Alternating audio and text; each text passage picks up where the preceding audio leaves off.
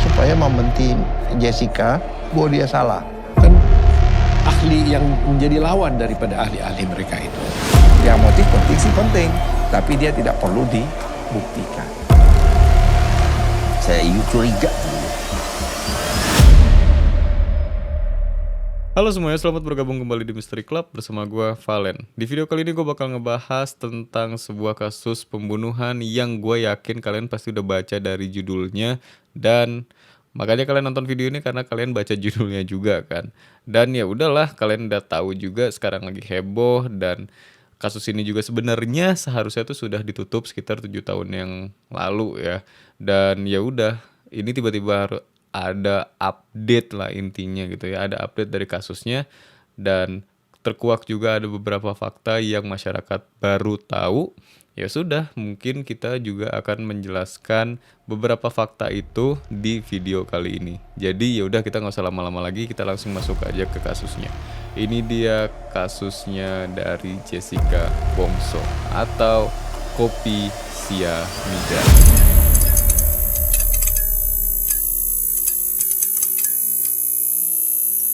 Sekitar akhir September kemarin, Indonesia baru saja dihebohkan dengan sebuah dokumenter yang tayang di Netflix. Yang dimana dokumenter ini membahas tentang sebuah kasus yang sebenarnya sudah lama selesai. Dan kasus ini memang kasus yang terjadi di Indonesia. Yang dimana sang korban adalah seorang wanita yang bernama Wayan Mirna Salihin yang dibunuh dicurigai menggunakan sebuah racun yang dimasukkan ke dalam kopi, dan racun tersebut adalah sianida. Maka dari itu, teknik pembunuhan ini yang menjadi inspirasi untuk judul dokumenternya tersebut, dan judulnya adalah Ice Cold. Ice Cold ini sendiri disutradarai oleh seorang sutradara asal Australia, dan juga sang sutradara mewawancarai orang-orang yang terlibat dalam kasus tersebut, dan juga wawancara berjalan dengan cara sukarela, dengan alasan ini berupa karya jurnalistik, dalam artian ini tidak boleh ada bayaran sama sekali. Namun karena kasusnya ini sangat sensitif dan juga sempat viral pada masanya ya, tepatnya sih pada tahun 2016 kasus ini tuh mulai viral ya, dan kemudian digoreng lagi oleh media asing, dan munculnya banyak sekali plot twist yang sebenarnya masyarakat baru tahu setelah 7 tahun dari kasusnya tersebut. Warga Indonesia tampaknya sangat mudah untuk terpengaruhi. Gua nggak ngatain netizen ini pada sok tahu ya, tetapi kalau dari tingkat kepengaruhan dari dokumenter yang berdurasi 1 jam tersebut, kita bisa lihat ini ada dua kubu yang terbentuk, atau istilahnya warga Indonesia tuh lagi kebelah dua. Ada yang pro ke korban atau Wayan Mirna Salihin, dan ada yang pro ke terduga pelaku, yaitu Jessica Kumala Wongso. Bahkan kayaknya lebih banyak yang sekarang menjadi ngesupport ke si Jessica, seolah-olah kayak gak tahu apa-apa karena habis nonton dokumenter si Ice Cold ini di Netflix, tiba-tiba dia pindah haluan gitu, dia jadi support ke si Jessica-nya. Kan ini lagi terduga pelaku nih waktu 7 tahun yang lalu loh, dan kita kan masih belum tahu faktanya sampai di video ini yang kita sudah berhasil ngumpulin banyak sekali fakta-fakta yang istilahnya bisa dibilang cukup kuat gitu untuk kita publikasi gitu, karena kita nggak pernah mau dengan kasus-kasus sesensitif ini kita harus istilahnya hanya melontarkan opini saja gitu. Kita ingin memberi fakta-fakta yang sejelas-jelasnya biar nggak ada sama sekali simpang siur antar informasi gitu. Dan juga ngomongin soal opini, masyarakat terlalu mudah untuk tergiring opini, kayak mengambil kesimpulan tanpa adanya praduga dengan bukti yang kuat. Itu mungkin salah satu contohnya ya. Dan yang lebih parahnya lagi adalah berani mengatakan bahwa para ahli dan para penegak hukum salah dan keliru. Jadi kedengarannya tuh kayak mereka yang punya ilmu dan para ahli ini tuh kalah dengan ilmu pergosip-gosipan gitu loh. Jadinya kayak ngapain capek-capek sekolah tinggi-tinggi gitu kalau ujung-ujungnya kalah sama ilmu pergosip-gosipan gitu kan. Dan apalagi ilmu gosip-gosipannya ini tuh yang sumbernya nggak tahu dari mana. Tiba-tiba ada gosip seperti itu atau opini seperti itu, dan ini bisa mematahkan atau bisa mengalahkan fakta-fakta aktual dari para ahli dan para penegak hukum. Oke, di video kali ini memang agak sensitif ya, tapi gue mau ngebahas tentang fakta-fakta apa saja yang muncul ke permukaan setelah dokumenter Ice Cold ini tayang dan menghebohkan seluruh Indonesia. Dan juga ditambah apa yang sebenarnya terjadi pada persidangan dan juga apa yang dikatakan para saksi dan para ahli di persidangan tersebut. Dan juga kita akan memposisikan diri senetral-netralnya. Kita tidak akan memihak kepada siapapun. Kita nggak akan masuk ke kubu yang A, kita nggak akan masuk ke kubu yang B ya. Jadi kita akan di tengah-tengah saja.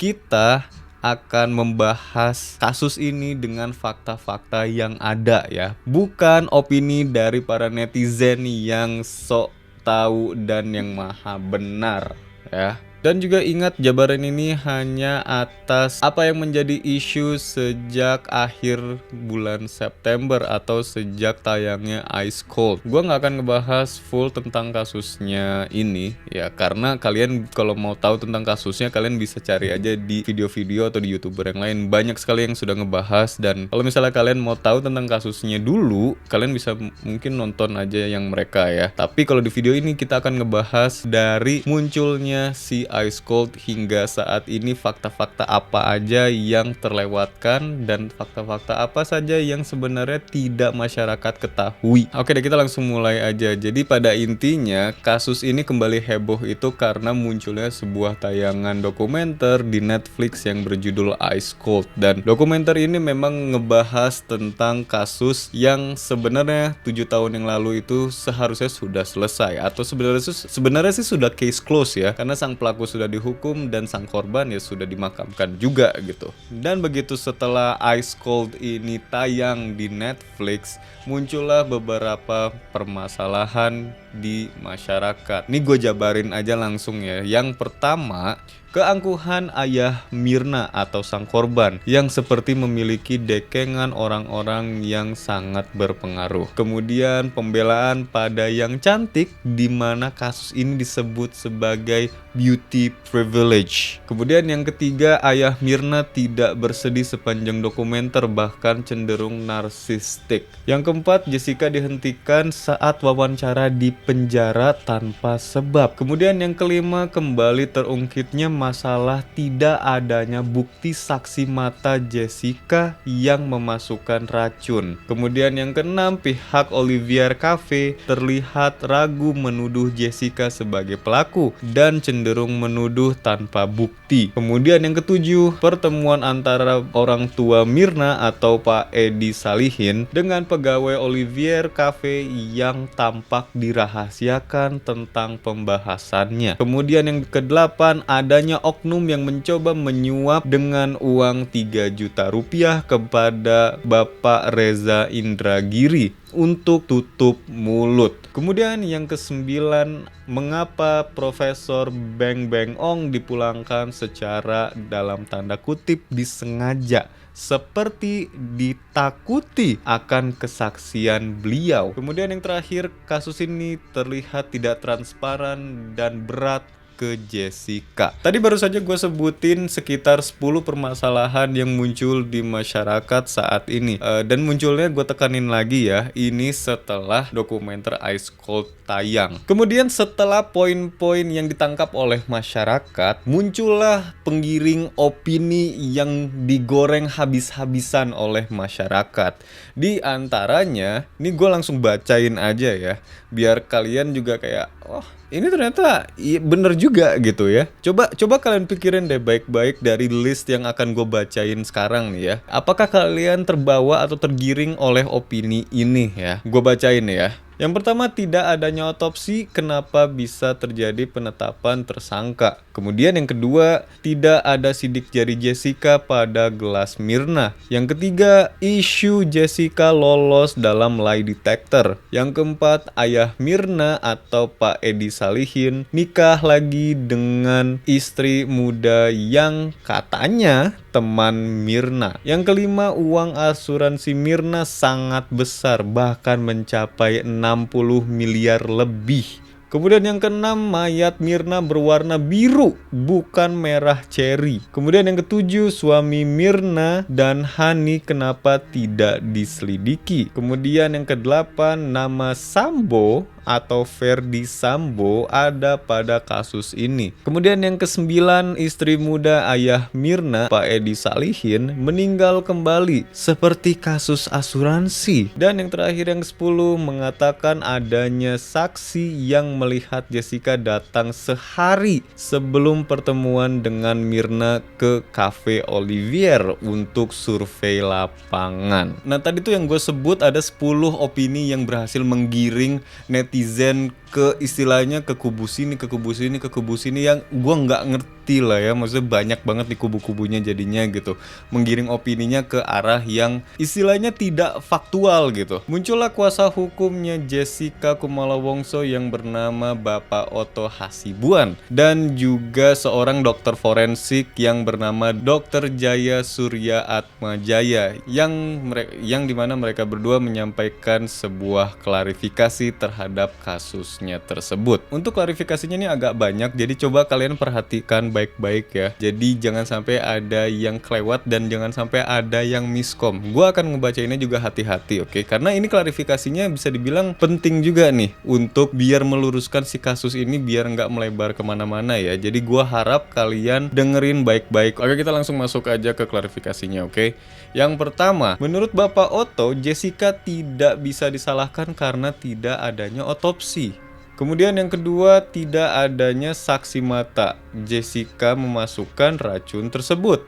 Kemudian yang ketiga, tidak samanya barang segelan yang diperiksa dengan apa yang disegel pertama kali, yaitu 1 botol 2 gelas yang kemudian berubah menjadi 2 botol 1 gelas. Yang keempat, jika terjadi penyicipan kopi Vietnam milik Mirna pada 3 orang lainnya, yaitu Hani, Rangga, dan Devi. Dan juga diperkirakan kalau ketiga orang ini itu mereka nyobain kopinya Mirna dengan sekali seruput pakai sedotan. Nah, diperkirakan dari sekali seruput itu tuh sekitar 20 mili kesedotnya dari si kopi Mirna ini. Nah, ini kan 20 mili per seruput dan ini diseruput oleh 3 orang nih. Jadi kalau misalnya ditotalin dari seruputan si sedotan ini kemudian dimasukkan atau ditambahin dengan kopinya Mirna, seharusnya melebihi dari kapasitas si gelasnya. Jadi dia itu akan tumpah. Jadi nggak sesuai dengan takarannya sesungguhnya gitu, nggak sesuai dengan takarannya yang seharusnya sudah dibuat oleh barista. Kemudian ada mayatnya Mirna yang berwarna biru, bukan berwarna red cherry atau merah cherry. Dan yang bagian ini adalah sebuah klarifikasi yang muncul dari saksi ahli, yaitu Dr. Jaya Surya Atmajaya. Sedikit backgroundnya ya, Dr. Jaya ini dia seorang ahli forensik yang dimana dia ini sudah meneliti tentang racun-racun ya, dan seorang ahli yang spesialis dalam bidang sianida, dan beliau juga sudah meneliti sianida lebih dari 30 tahun. Jadi kalau menurut logika kita ya, udah pengalaman 30 tahun di bidang sianida, seharusnya tidak perlu diragukan lagi kredibilitasnya. Seharusnya dengan kredibilitasnya ini lebih dari 30 tahun meneliti sianida, seharusnya kan ini dengan sangat mudah dipercaya sebagai salah satu ahli atau pakar yang memang senior gitu. Tapi dalam persidangan, Dr. Jaya ini sebenarnya nggak dipanggil ke persidangan, dan Dr. Jaya ini adalah orang pertama yang mengurusi jasadnya Mirna di rumah duka untuk proses pengawetan. Dan dari kesaksiannya Dr. Jaya menyebutkan bahwa jasadnya Mirna itu bukan berwarna merah ceri, melainkan berwarna biru, yang mengindikasikan ini bukan dari sianida. Karena kalau dari sianida, tubuhnya berwarna merah ceri, bukan berwarna biru. Dan atas kesaksian Dr. Jaya ini dan juga kredibilitasnya terhadap sianida yang lebih dari 30 tahun. Oh, dan gue juga lupa nge-mention Dr. Jaya adalah dokter spesialis DNA pertama di Indonesia loh. Jadi kredibilitasnya kita nggak usah ngeraguin lagi ya. Ini emang bener-bener senior banget dalam dunia kedokteran nih.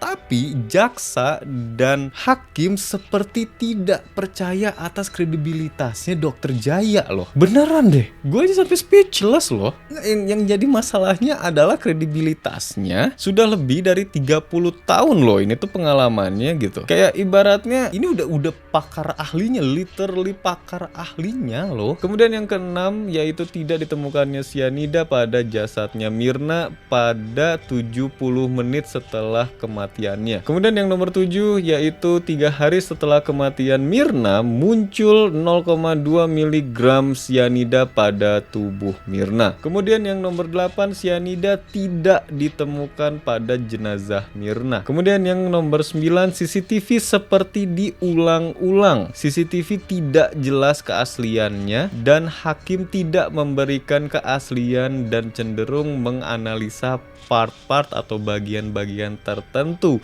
yang diyakini Otto sudah dimanipulasi. Kemudian nomor 10 tidak ada Jessica membuang celana yang ia pakai saat kejadian. Selanjutnya nomor 11 Jessica dipaksa mengaku bersalah oleh Krisnamurti. Selanjutnya yang nomor 12 Jessica dimasukkan ke dalam sel tikus atau sel T atau penjara tikus dan tidak bisa pindah. Kemudian yang terakhir yaitu Jessica dihipnotis. Oke, tadi yang baru saja gue sebutin ini ada 13 klarifikasi ya, 13 poin klarifikasi dari pengacara Otto Hasibuan dan juga Dr. Jaya Surya Atmajaya. Dua-duanya ini pakar dalam bidangnya masing-masing ya, dan dua-duanya juga kredibilitasnya kita nggak usah raguin lagi ya. Tadi itu 13 klarifikasi yang sudah mereka lontarkan. Nah, kalau misalnya tadi ada yang kalian lewatin atau kalian kurang kedengar gitu, kalian bisa back ya, kalian bisa balik lagi, coba kalian dengerin lagi deh, kalian rewind lagi, kalian dengerin pelan-pelan kalau misalnya tadi gue ngejelasinnya terlalu cepet ya. Oke, sekarang kita lanjut ya. Setelah poin-poin yang tidak adil sudah disampaikan oleh Pak Otto Hasibuan, akhirnya masyarakat Indonesia atau netizen Indonesia dibikin makin bingung terhadap kasusnya. Namun sang ayah dari korban yaitu Edi Darmawan Salihin tidak tinggal diam. Beliau langsung membela mati-matian kasus yang sudah ia menangkan dengan melontarkan beberapa poin-poin berikut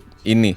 Yang pertama, ia meminta maaf jika keambisiusannya dalam mencari kebenaran dalam kasus kematian anaknya terlihat arogan. Kemudian yang kedua, ia memiliki bukti kuat CCTV di mana saat Jessica memasukkan racun ke dalam kopi. Yang ketiga, ia mengaku salah memaksa memberikan ongkos pulang sebesar 3 juta kepada Bapak Reza Indragiri. Kemudian terlihatnya seperti sedang menyuap. Dan yang terakhir, Otto dibayar mahal oleh orang tua Jessica. Tidak mungkin secara cuma-cuma. Yang gua tahu nih ya, kalau menurut klaimnya dari Pak Edi Salihin nih, beliau ini waktu di video YouTube-nya Karni Ilyas nih yang dia diwawancara sama Bang Karni nih. Ini emang gua ngelihatnya, sorry to say ya, kalau in my personal opinion memang agak narsistik sih. Tapi ya balik lagi, kita di sini netral ya. Memang fakta-fakta yang tadi baru saja gue sampein itu ada juga beberapa fakta yang muncul di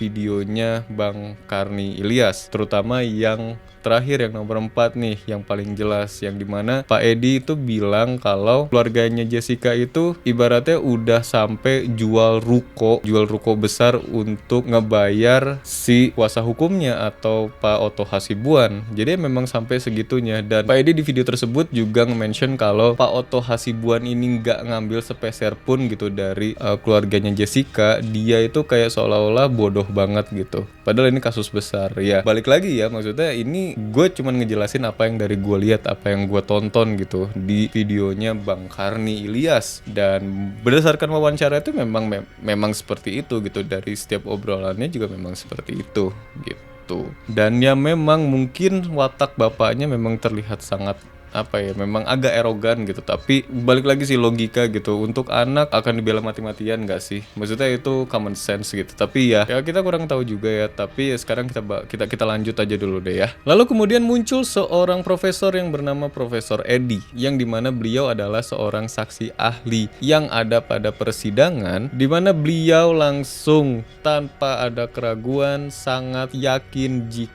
Jessica Kumala Wongso adalah pembunuh, dan Jessica lah yang sudah membunuh Wayan Mirna Salihin. Dari klarifikasinya, Profesor Edi menggunakan data-data yang sebenarnya sudah digunakan pada persidangan. Beliau juga menjelaskan kembali satu persatu kehebohan yang terjadi di masyarakat setelah Ice Cold tayang. Dan juga beliau sangat menyayangkan bahwa tayangan tersebut berhasil memecah belah masyarakat menjadi dua kubu, yang dimana seharusnya kasus ini tuh memang sudah selesai atau sudah case close pada tahun 2016. Kasusnya memang sudah jelas selesai gitu, persidangannya tuh juga sudah selesai kan pada tahun 2016, dan juga sudah diingkrar oleh sang hakim bahwa Jessica bersalah. Dan kemudian masyarakat atau netizen merasa lebih pintar daripada penegak hukum yang ada di negara Indonesia ini nih. Netizen-netizen yang pada maha benar ini menganalisa sebuah kasus hanya dengan opini, tidak dengan fakta-fakta yang berhasil digali.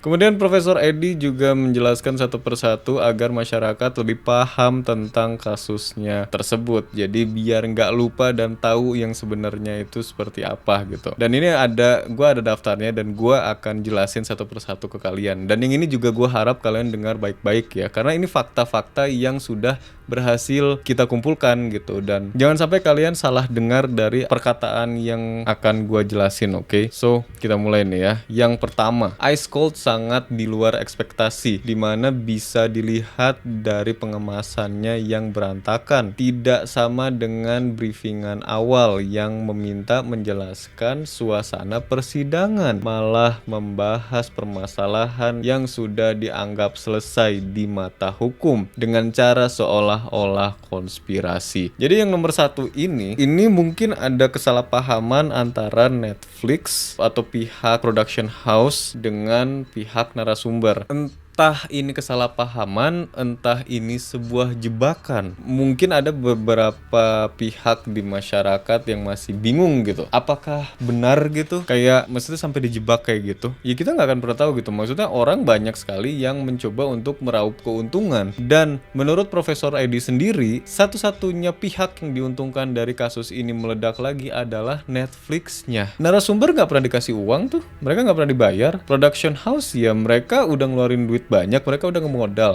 Dan dari hasil ibaratnya tontonan di Netflix, jumlah views di Netflix-nya itu juga kan nanti akan kepotong ke Netflix-nya gitu loh. Jadi ya satu-satunya pihak yang diuntungkan tuh hanya Netflix. Oke, kemudian yang nomor 2 ini agak panjang nih ya, jadi tolong didengarin baik-baik, oke? Mirna tidak diotopsi dikarenakan dari visual dan ciri-ciri sudah jelas diracuni, dimana dari yang tidak sakit menjadi sakit, sesak nafas, kepanasan, tenggorokannya korosif, keluarnya busa lalu meninggal. Profesor Edi yakin jika tanpa otopsi pun sudah jelas Mirna keracunan, hanya dengan mengambil sampel lambung hati dan itu sudah dapat dinyatakan sebagai otopsi, hanya saja tidak menyeluruh. Oke, sebelum lebih lanjut nih ya, gue tekenin lagi nih, gue ringkasin dengan bahasa simpel ya.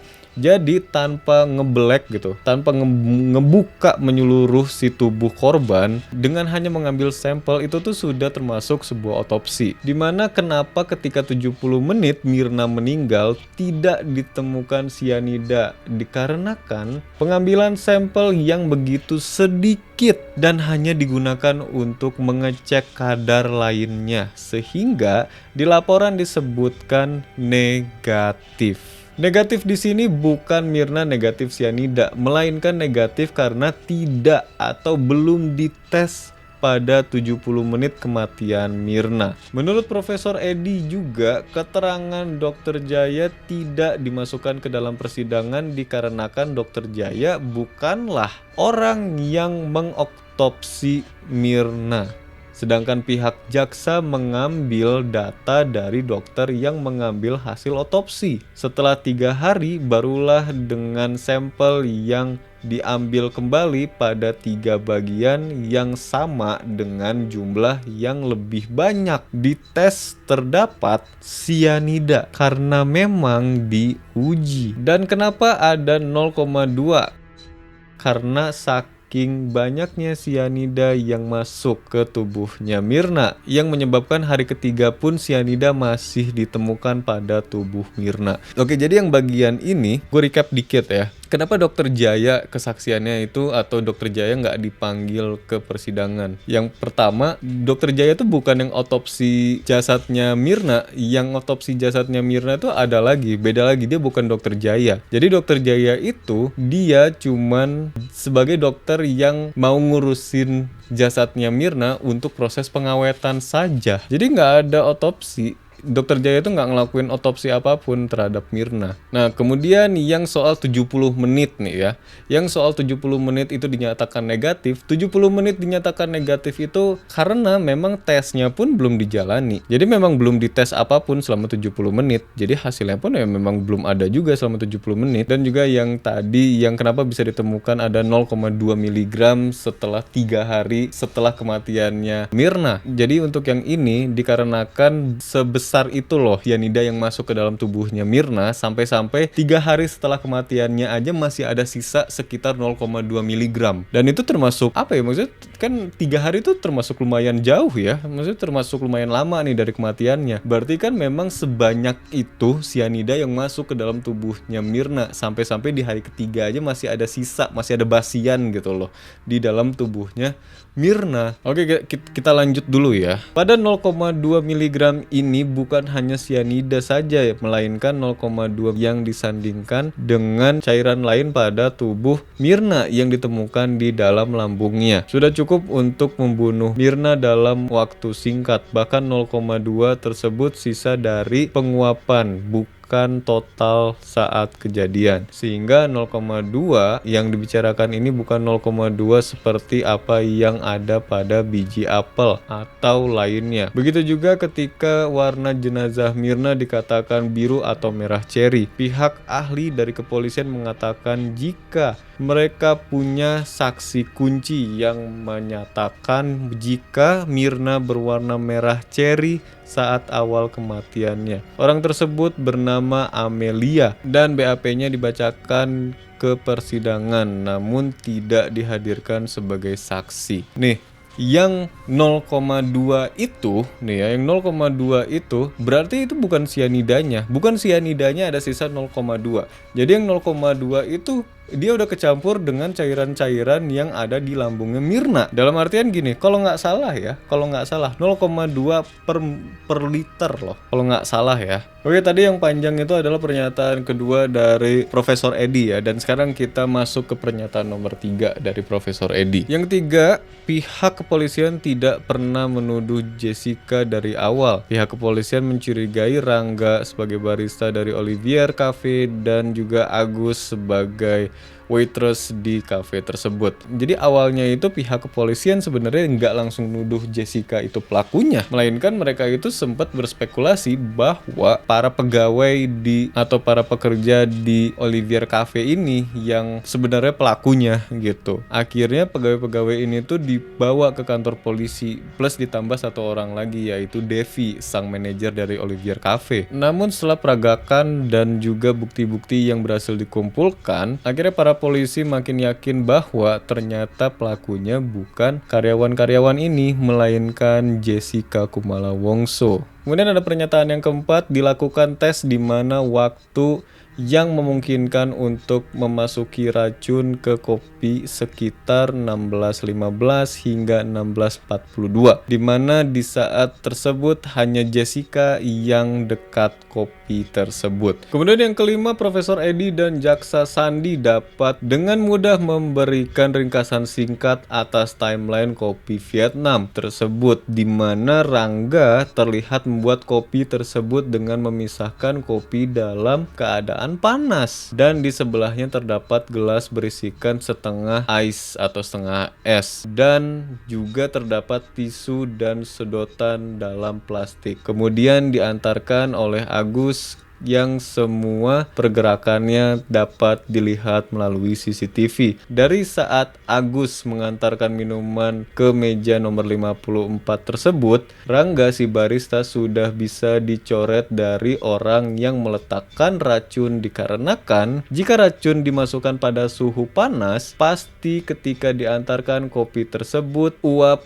pada racun tersebut akan seketika membubarkan pengunjung lainnya. Lalu ketika Agus sampai ke meja, ia menuangkan kopi Vietnam tersebut ke dalam gelas berisikan es. Ketika dituangkan, Agus yakin warna dari ice coffee tersebut masih sangat normal. Bisa dilihat juga Agus dicoret dari kemungkinan pemasukan racun karena warna kopi belum berubah dan sianida masih aman dimasukkan dalam suhu setelah kopi dimasukkan ke dalam gelas es, yang dimana kopi tersebut sudah dipindah tangan dari Agus ke Jessica. Kemudian tak lama kemudian datang lagi seorang waitress yang mengantarkan koktail yang melihat jika kopi Vietnam sebelumnya sudah terdapat sedotan di dalamnya. Sedotan sudah dalam keadaan terbuka. Dari rentan waktu waitress terakhir mengantarkan koktail 51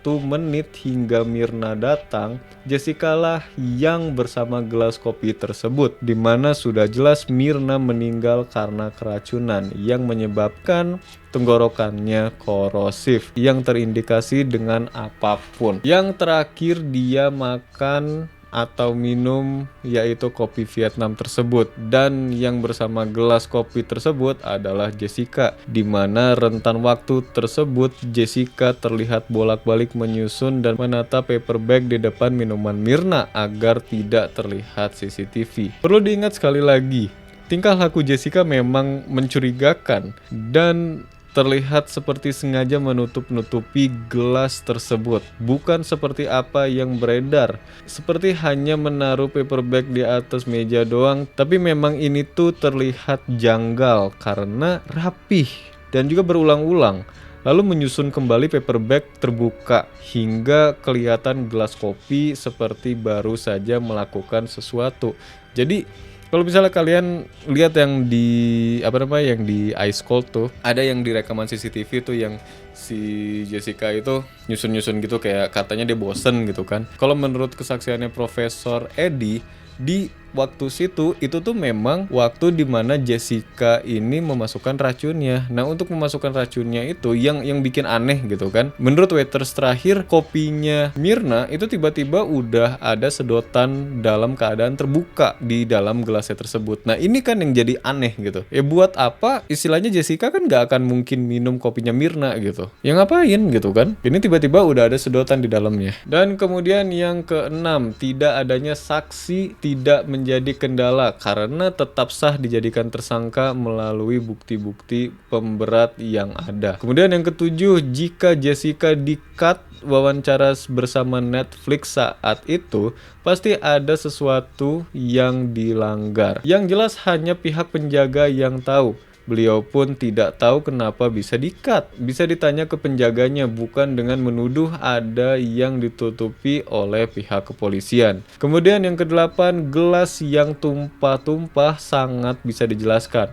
Jika Hani, Devi, dan Rangga mencicipi sebanyak 20 mili, jelas mereka semua akan meninggal. Tetapi mereka hanya mencicip sebatas sampai di bibir saja. Jadi cuman gitu doang tuh.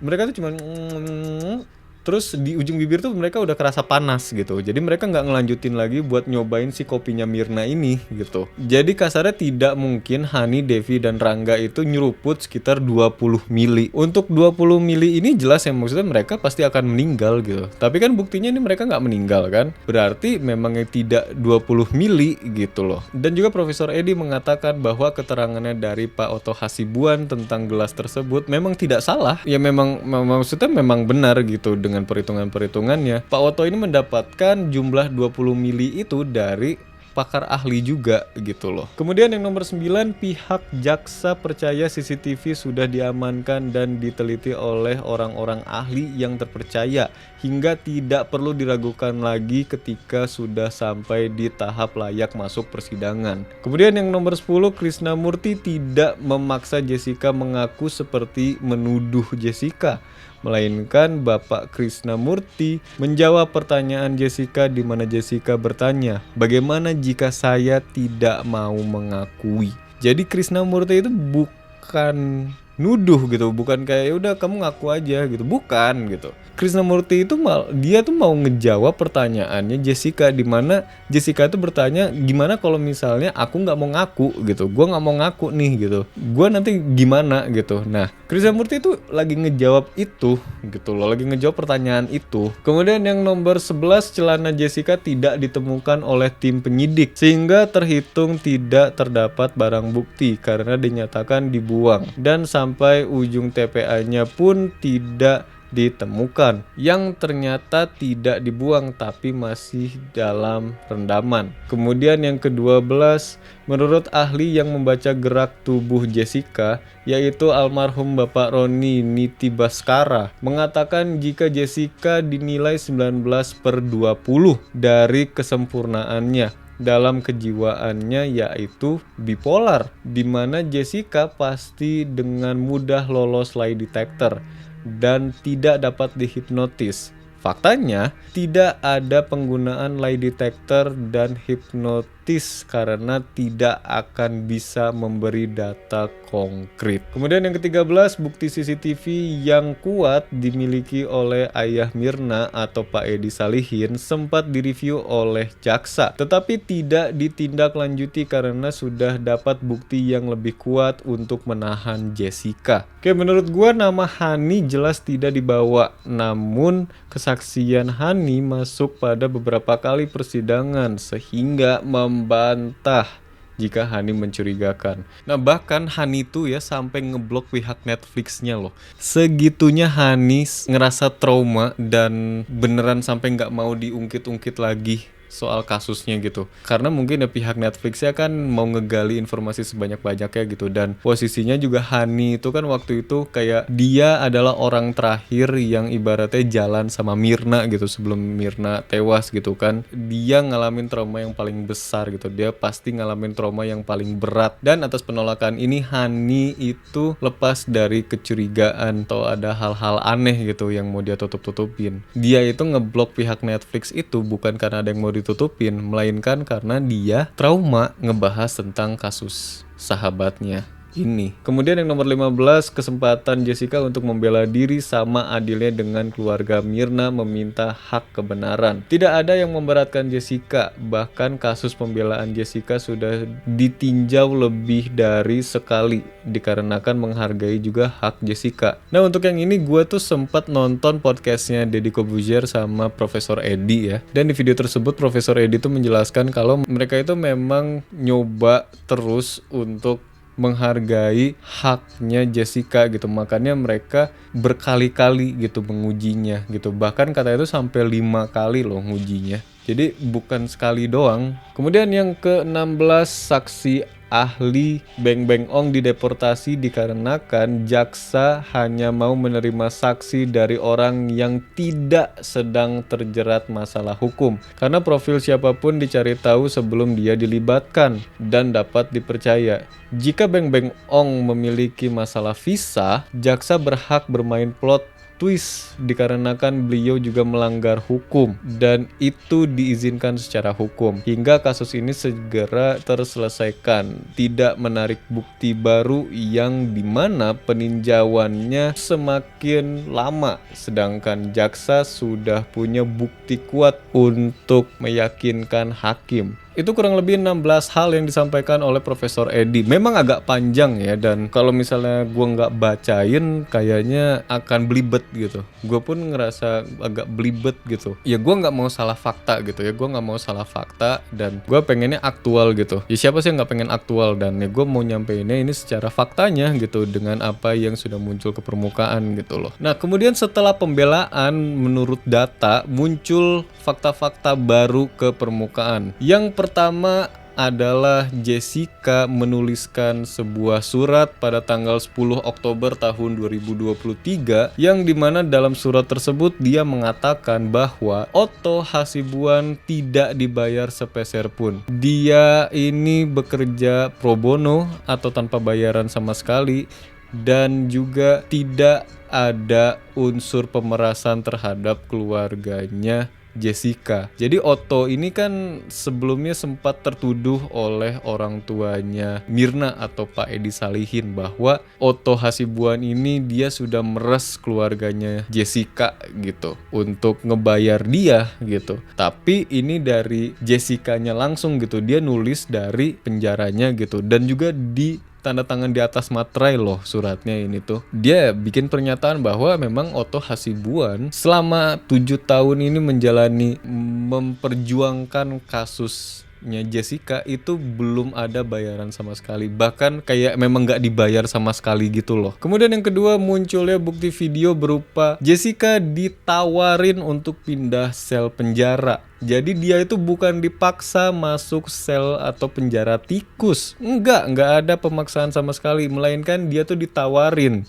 untuk pindah penjara atau pindah sel. Namun untuk video yang ini memang penjelasannya belum banyak ya, informasinya belum jelas gitu. Karena ini juga penawarannya diajukan sekitar 3 tahun setelah Jessica masuk penjara gitu. Jadi ya udah lumayan lama, udah sekitar 4 tahun yang lalu gitu loh. Dan juga yang sebenarnya dipermasalahkan oleh Pak Otto Hasibuan itu adalah awal mula ketika Jessica masuk penjara. Oke, mungkin segitu aja untuk kasusnya dari Kopi Cyanida dan Jessica Kumala Wongso ya, atau si kasus Ice Cold lah ya kita sebutnya sekarang ya, kasus Ice Cold. Nah biar keren gitu ya. Gue udah bikin cocok logi dan sudah dirangkum gitu, dan gue sambil ngebacain. Oke, jadi mohon dimaklumi ya karena ini harus faktual. Oke, ini harus faktual dan gue nggak boleh miss. Jadi gue harus ngebacain ya. Gue mohon izin, tolong kalian dengerin baik-baik, oke? Ini dia cocok logi menurut gue. Oke, sebelum gue jelasin tentang cocok loginya,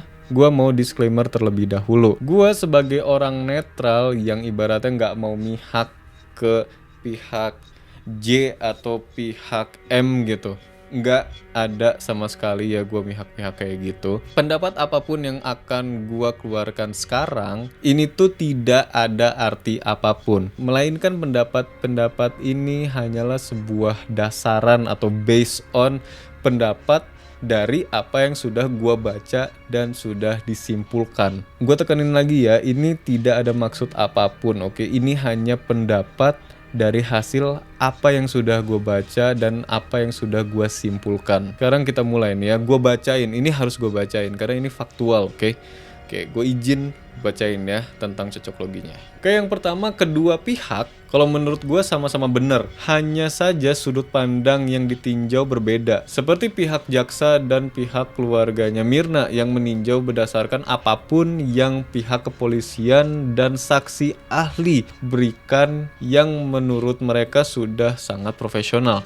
Sedangkan dari pihak Jessica dan pihak Otto atau pihak kuasa hukumnya Jessica berfokus pada keadilan untuk Jessica dalam segi ketidakadaannya saksi. Dan keduanya sebenarnya tidak ada yang salah sama sekali ya. Jadi bedanya tuh gini, keluarganya Mirna dan jaksa hukum itu mereka itu ngikutin timeline gitu loh. Mereka ngikutin dari kopinya, dari kopi, habis dari kopi baru ke tubuhnya Mirna gitu. Nah sedangkan kalau pihaknya Jessica ini kan ada Pak Otto dan Pak Otto bawa Dokter Jaya nih. Kalau bagian ini tuh mereka tuh meriksanya mundur dalam artian dari belakang ke depan. Jadi misalnya kalau kata Dokter Jaya di dalam tubuhnya di dalam tubuhnya Mirna itu sudah tidak ada sianida ketika dia meninggal sekitar 70 menit, ya langsung sudah dinyatakan nothing fishy gitu. Maksudnya tidak ada yang mencurigakan gitu, dan penyebab kematiannya berarti bukan sianida gitu loh. Jadi intinya bedanya seperti itu.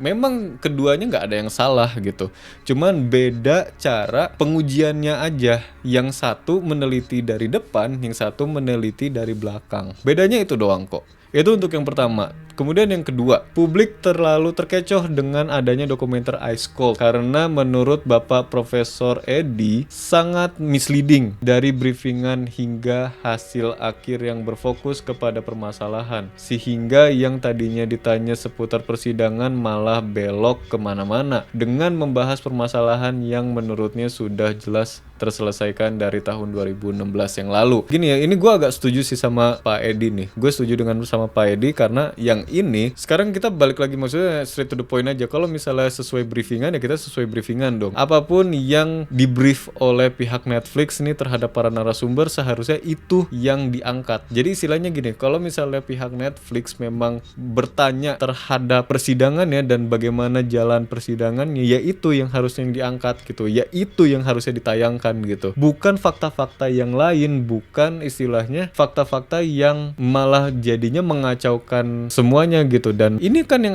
akhirnya terjadi gitu. Tapi satu sisi pun gue sebagai istilahnya orang media gitu, gue biasa gerak di videografi dan sinematografi gitu, gue ngerti juga gitu kenapa sutradaranya ngemasnya dengan hal seperti itu. Ya jelas biar ditonton. Yang pertama itu ya jelas biar ditonton gitu. Dan yang kedua adalah sang sutradara itu pengen berhasil menggiring opini masyarakat. Jadi opini masyarakat itu yang tadinya Jessica sebagai pelaku, jadinya ini ada sebuah konspirasi bahwa ternyata mungkin saja Jessica ini bukan pelakunya. Kalau misalnya sutradara ini berhasil menggarap sebuah plot twist, dan itulah yang dicap sebagai sutradara yang hebat karena plot twistnya itu memang sama sekali nggak kebaca gitu. Dan menurut gua ini yang mungkin sebenarnya jadinya harus ditekankan gitu. Kalau misalnya memang ini disebutnya dijebak gitu oleh pihak Netflix gitu, wah ini sih udah kelewatan kalau menurut gua gitu. Yang ketiga, masyarakat masih belum mengerti dan menghargai bahwasannya keputusan hakim dan jaksa yang menetapkan Jessica sebagai tersangka sudah ingkrar dan disimpulkan sebagai keadilan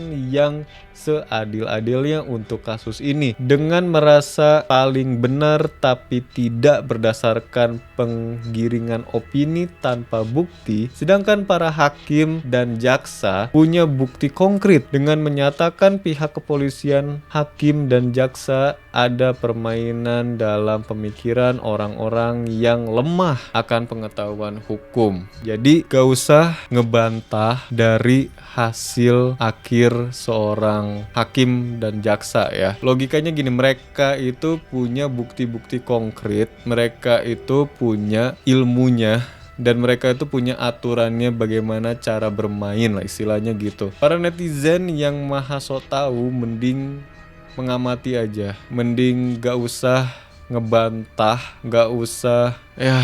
Gue juga capek sih maksudnya sama netizen itu ya. Aduh, ya udahlah ya, kayak kita lanjut nih ya. Yang keempat, Otto Hasibuan memang benar menginginkan justice untuk Jessica. Tapi karena kericuhan viralnya kasus ini dan dari masyarakat lah yang membuat seolah-olah pihak Mirna, yaitu ayah Mirna atau Pak Edi Salihin, terlihat begitu menyangkal apapun yang Otto sampaikan. Sehingga terlihat seperti the bad guy bagi masyarakat, di mana konspirasi yang mengatakan beliau punya agen agenda lainnya terhadap kasus ini. Padahal jika ditelaah satu persatu, semua hanya opini, spekulasi, dan tidak ada bukti yang menyatakan itu benar. Ini bagian penggiringan opini ini nih.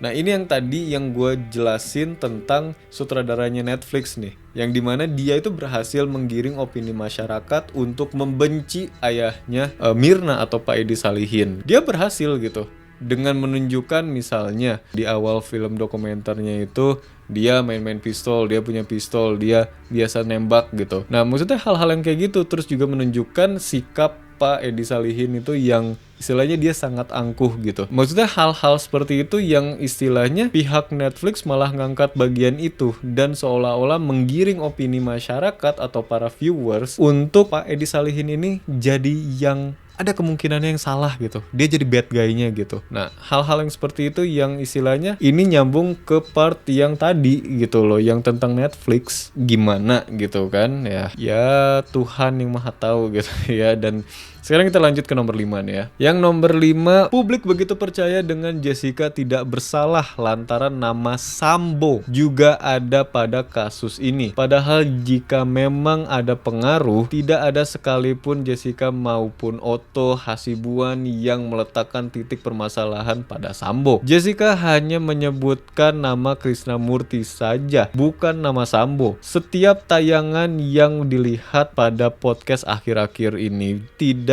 ada saksi ahli. Pihak Jessica maupun Mirna tidak ada satupun yang menyebut ataupun menaruh curiga pada Sambo selain pernyataan dari host atau media yang menanya kaitan Sambo. Bahkan semuanya pun jelas tidak ada yang mengarah ke Sambo. Semuanya hanya spekulasi publik saja. Yang untuk Sambo ini sebenarnya memang nggak ada kasusnya. Itu ibaratnya nggak ada kaitannya dengan Sambo nih ya. Sambo memang saat itu adalah bawahannya Krisnamurti gitu. Ya karena dia bawahannya Krisnamurti makanya dia ada di TKP gitu. Karena kan harus menyelidiki gitu kan. Ya, harus turun tangan gitu. Ya karena itu gitu. Jadi faktor kenapa adanya Ferdi Sambo di lapangan itu tuh karena memang dia diutus oleh Krisnamurti. Jadi barengan mereka tuh semua datang ke sana tuh sebagai pihak kepolisian gitu loh. Ibaratnya gini, Ferdi Sambo waktu itu masih cetek lah gitu. Di atasnya kan masih ada Krisnamurti gitu. Yang sepatutnya istilahnya kalau mau dicurigai ya itu Krisnamurti bukan Sambonya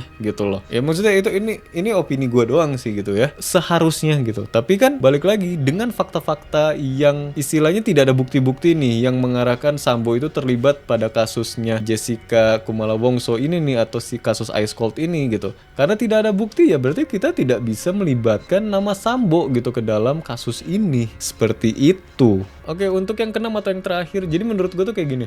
Sebenarnya kasus ini tuh udah selesai. Kasus Ice Cold ini tuh sebenarnya sudah selesai. Tapi netizen, masyarakat, viewers gitu ya, intinya nggak suka dengan endingnya gitu. Endingnya tuh ya, aduh, gimana gitu ya. Jadi kayak nggak ada closure gitu. Dimana sebenarnya di dalam opini masyarakat itu kan sekarang bad guy-nya itu adalah Pak Edi Salihin nih ya, atau pihak Mirna gitu. Orang tua dari pihak Mirna yang istilahnya lagi jadi orang jahatnya nih. Yang bikin kasus ini membludak lagi itu kan karena masyarakat itu berharap bahwa Pak Edi Salihin itu kan bisa istilahnya dipenjarai atau misalnya dia disidang atau gimana gitu. Jadi itu harapan masyarakat gitu. Dan karena masyarakat ini tidak mendapatkan itu gitu, tidak mendapatkan tayangan itu, jadinya ya ngeghost terus gitu. Jadi istilahnya ngegoreng terus opini-opini yang istilahnya bukan menyesatkan sih, tapi tidak bisa dibuktikan gitu loh. Tidak ada faktanya, ya begini hasilnya gitu. Jadi ada yang ngegoreng ini, ada yang ngegoreng itu, ya dan banyak gitu loh. Entah di TikTok, mungkin di Facebook juga gitu, atau mungkin di Instagram, di Twitter, di X gitu kan. Ya banyak gitu yang istilahnya ujungnya jadi viral gitu kan. Ini semua atas penggiringan opini loh. Yang istilahnya penggiringan opininya pun gak ada, ibaratnya belum belum terbukti fakta-faktanya gitu loh. Fakta dan buktinya tuh belum konkret gitu. Ya itu seperti itu sih gitu. Itu loh, jadi kita harus pintar memilah-milih gitu. Kita juga sebisa mungkin gak usah lah kita ikut-ikutan kubu gitu. Kita mah netral aja, apapun yang terjadi gitu dengan kedua pihak ini gak ada ngaruhnya juga sama kita kok. Beneran gitu, gak ada ngaruhnya juga sama kita. Jessica di penjara emang lu jadi makan domba gitu, lu jadi makan kambing yang tadinya makan ayam gitu kan, enggak. Atau sebaliknya gitu, misalnya Jessica lolos gitu, lu jadi makan domba gitu, lu jadi makan kambing yang tadinya makan ayam gitu. Atau enggak misalnya lu tadinya makan nasi tiba-tiba jadi makan spaghetti gitu, kan enggak gitu loh. Gak ada ngaruhnya. Memang ini lagi viral gitu, tapi ya sudah, kasusnya pun sebenarnya sudah selesai. Apalagi yang mau diungkit gitu, apalagi yang mau dibuka gitu loh. Oke, jadi kurang lebih segitu untuk cocok loginya ya. Tapi gue ingetin sekali lagi, apapun yang sudah gue sampaikan dan semua pendapat yang sudah gue sampaikan di video ini dan di cocok logi ini tuh memang atas dasar bentuk apa yang ada di kepala gue dan apa yang sudah gue rangkum dan apa yang sudah gue baca dan gue tonton mungkin dari televisi dan juga mungkin dari beberapa video YouTube dan Netflix juga gitu. Dan juga untuk kesimpulan dari cocok loginya sendiri, tidak ada tujuan untuk menggiring opini apapun ya. Gue tekanin lagi, tidak ada tujuan untuk menggiring opini apapun, melainkan ini hanyalah sebuah pendapat dari sudut pandang orang yang sangat awam atas hukum gitu. Jadi emang gue nggak ngerti banget soal hukum gitu loh. Tapi ya pendapat gue seperti ini, dan gue nggak mau menggiring opini. Istilahnya kalian ikut sama gue gitu, kalian juga harus percaya dengan opini ini. Nggak usah gitu loh. Kalian nggak usah seperti itu. Melainkan gue hanya ingin menyampaikan pendapat dari dalam kepala gue. Itu aja. Karena satu-satunya hukum yang benar adalah para penegaknya. Ya, jadi kita sebagai masyarakat, kita pun istilahnya ditegakkan oleh hukum dan kita pun harus mengikuti aturan-aturan yang ada, karena hukum itu diciptakan untuk kita hidup tertata. Semua hukum yang ada di dunia ini bertujuan untuk kita hidup lebih baik. Oke, mungkin segitu aja untuk video kali ini. Memang videonya agak panjang ya, dan agak gue kurang banyak muka mungkin ya, karena gue banyak nutupin muka gue baca gitu. Tapi ya thank you untuk semua yang sudah menyaksikan video ini. Kalau kalian suka video ini, kalian bisa klik tombol like atau tombol thumbs up-nya. Dan juga kalau kalian penasaran gue ke depannya upload video apa, kalian bisa klik tombol subscribe di bawah. Dan juga sekalian bantu channel ini biar lebih berkembang lagi ya. Dan juga please share video ini ke teman-teman kalian juga ya. Dan kalau kalian punya kritik, saran atau pendapat tentang video ini, kalian bisa tulis di kolom komentar di bawah.